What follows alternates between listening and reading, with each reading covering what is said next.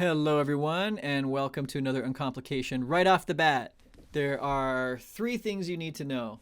One, if you like crypto and you want to be better at it, you want to be better at controlling your emotions, you want to learn how to trade from experts, you want to have more updates and posts from me, join the Crypto Garden. It's super cheap. We kept it that way so that it is something that is attainable to anyone.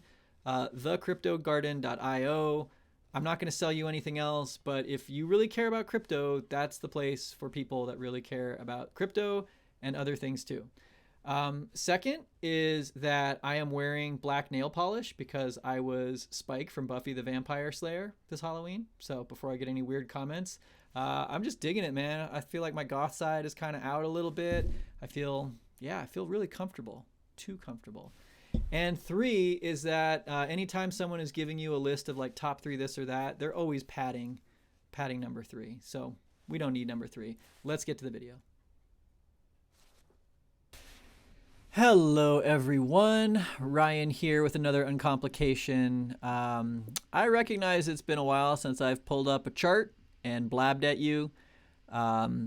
Thank you for your patience as I've been off on adventures and then last week dealing with some real sad life stuff.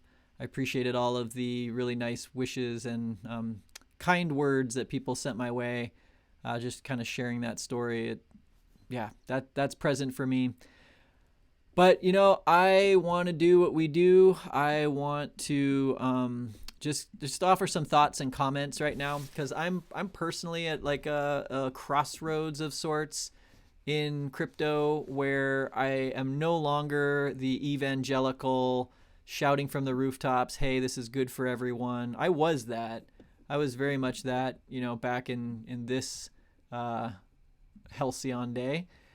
But then, you know, through this whole period, I have just been, I think, really evaluating what this space is, how it moves, why it moves.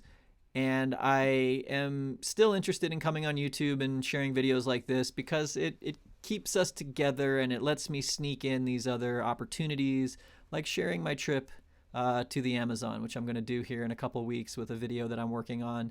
So if I can, fool you into sticking around because I'm talking about the crypto market, I will do so if it means you will also be open and receiving to thoughts about our emotions, what drives us, what we're actually doing here in crypto, what we're trying to get to in our lives. So let's fucking do it, right? Let's dive in. I just ruined it, didn't I? Anyway, sorry. Earmuff your children. I'm not a cusser. But, okay. Prediction. I'm going to make a prediction. I'm going to predict what is going to happen in Bitcoin, not because I'm qualified to, not because I particularly care one way or the other, but I'm just going to try and squeeze out of my brain stuffs everything that I know about crypto to date, and I'm going to just lay it on the altar of consideration for you. So I want to first start off by just acknowledging that if we look at the fear and greed index, that as exciting as things are, we are in a period of greed and even extreme greed. So yesterday was extreme greed. Today we've kind of stepped back into greed. And if we're talking about predictions, if we're talking about what we know, you know, the sort of existential truths of crypto is that when things are greedy, the people who know what they're doing the most are selling. That's the whole reason a market exists, because people are making money, and you're either making money or you are getting sheared like a sheep over and over and over again. So right now we are in this sort of extreme to greedy period. I always like to look at the kind of yearly graph and just see how these things line up so well with these other big moments that we've had. Anytime we've had periods of high greed, it always ends in a fairly cataclysmic drop because that is what is the yin and the yang complementing that Wyckoffean cycle that prices get boosted up. It's a markup phase, and then they get driven down, and it's an accumulation phase. And that driving down is what gets people who just bought at a really high price to sell at a lower price. And there are money-making strategies all along that spectrum, so long as you're not the one just responding emotionally to the fear and the greed. So, people that were buying yesterday in the extreme greed zone are probably the ones that are also kind of scared right now and stepping back that greed index back to 75 from the 85 or 84 that it was yesterday. So prediction number one is that this is never going to change. That crypto is never going to be a place where prices just skyrocket to the moon because everyone wants crypto. It's rare, it's scarce, it's never going to move like that. It is going to continue to be this whipsaw of shaking people in and out. And if I'm making predictions right now, we're going to see the same. We're going to see these moments of high excitement followed by these big drops, followed by bringing people back up, followed by bringing them back down. And so my first prediction is that if you're on the day-to-day, if you're following your Coinbase price, minute to minute, you're going to be seasick or worse. The next prediction that I can pretty safely make is that you are going to have a harder time seeing the big picture if you are drinking from the fire hose of content that is out there in the cryptoverse. So with a few exceptions, most of the stuff that you're going to find on YouTube and Twitter and other places is absolute garbage. It's the kind of junk food that rots not just your brain, but your soul. And God, if there's one thing that I'm excited that I've done this year, it's to get out of that headspace and to stop, smelling everybody's farts about crypto and, drinking the Kool-Aid that we all just kind of bled in, and just having that stepped back view.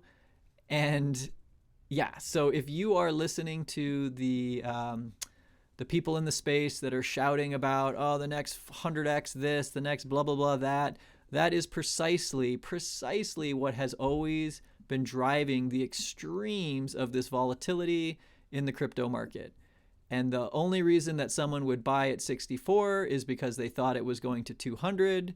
And the only reason why they would sell at 55 is because they thought it was going to 20, right? So that whole echo chamber is really built into this.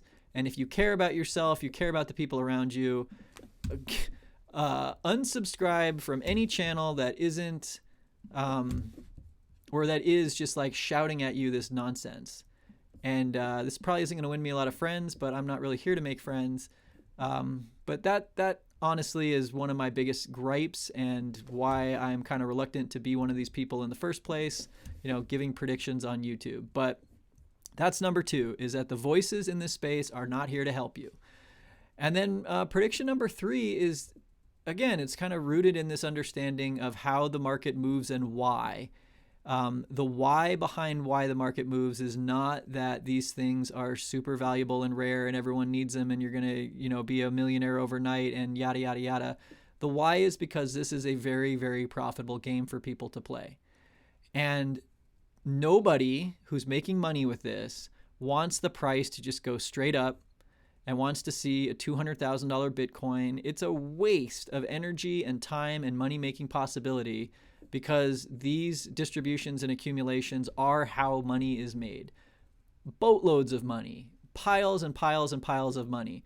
And they might tell you that, US dollars, that's crap. You don't want that. It's all Bitcoin all day. That's bullshit. They are making money hand over fist. They're using it to start companies, fly jets around the world, do all kinds of crap. And that's still the economy that we live in.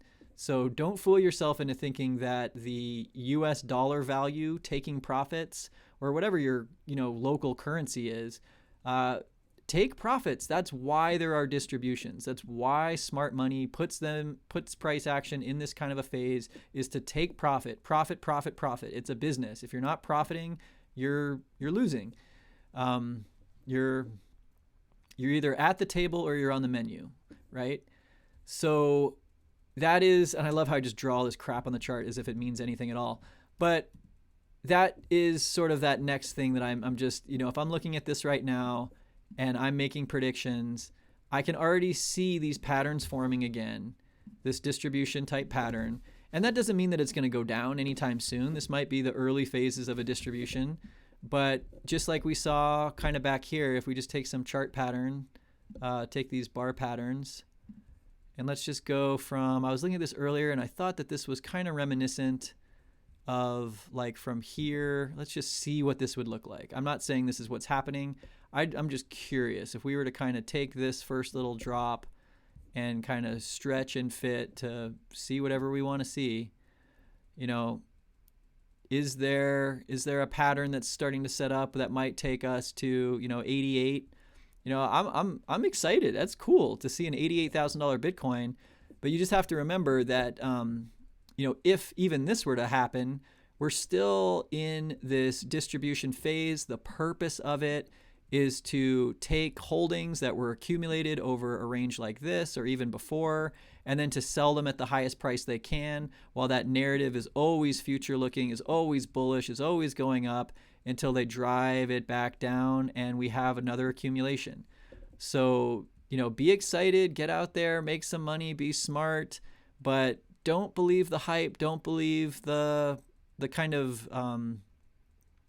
what would you call it? It's like a religion, right? The Bitcoin religion is that this is going to, even Willy Woo, oh my gosh, I was so pissed. This comment from Willy Woo that his prediction is that this cycle, the price of Bitcoin will be 1 Bitcoin, because by the time this cycle is done, there will be no USD. It'll just all be Bitcoin. And that's the kind of bullshit, nonsense, asinine puppeteering that is getting poor people, not poor people, but people to do the wrong thing at the wrong time in this kind of predacious cycle, just so it can all be scared out of them and turned around and done again. And so I have no doubt, I've said this since the beginning, I have no doubt that crypto is going to continue to go up and to the right. I mean, there's no reason why it wouldn't, because this game is profitable. The people that are making profits in it love it. There's more exchanges every day. There's more companies in this space. There's no reason for crypto to stop just, crushing it as a place for investment. But to just detach yourself from the, bull run narrative or the just wild predictions, the 100x altcoins, all that kind of stuff. We saw the mayhem. We saw how many people were hurt by this last time. And if this happens again, don't say you didn't have at least a few voices in the space, not telling you it was going to happen, but just saying, if this happens, don't get caught with your pants down. This, I think, now is sort of the cycle and the pattern that we can expect a mature marketplace to move in. And I think that the volatility is going to get less and less as the price gets higher and higher, and there are more players. There are more kind of, wills behind the scenes. That composite man is made up of more and more interests. That's what will eventually smooth out these wrinkles. But right now, we're still in the Wild West, and just be careful. Just be careful.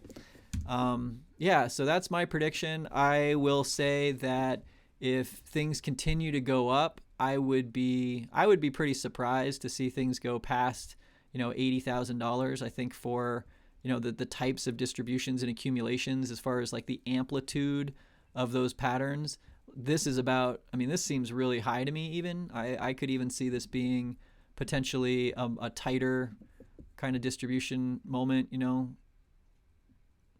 same kind of patterns, but who knows what's going to happen in the world. I just wanted to come on here and kind of, as always, offer a little bit of antidote to the thought that we're going to, $200,000 this cycle, not because I don't want it to, but just because when you start to really steep in why the market moves this way, it's money, it's profit, it's other people's profit. And when you buy here, that's their profit. Check the fear and greed index. When things get cool, that's the time to buy. When things are overheated, it's only a matter of time before the whole thing, comes crashing down. Always has, always will. We can go and look at the entire lifetime of crypto, and you're going to see the same effect. Every time we're in a greedy space, people are buying. That's when smart money is selling. And when you should be buying, when we all should be buying, is when the narrative is absolutely the worst and everyone is being scared away from it. This is going lower. It's going lower. It's going lower. So that's that. I'm going to stop there because I'm a minute away from being late and I have to go to the other side of town. But I hope this was helpful.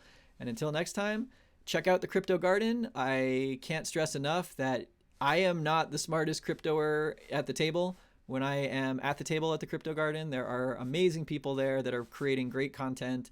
They are actually helping people navigate their emotions, learn how to trade, and not just kind of FOMO in and out of things.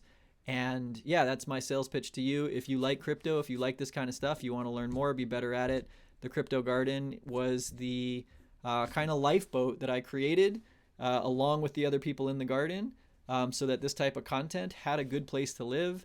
You can go check out that YouTube channel. There's a whole Crypto Garden YouTube channel with a lot more people and voices and thoughts. And so, yeah, I'm going to boogie. But until next time, cheers.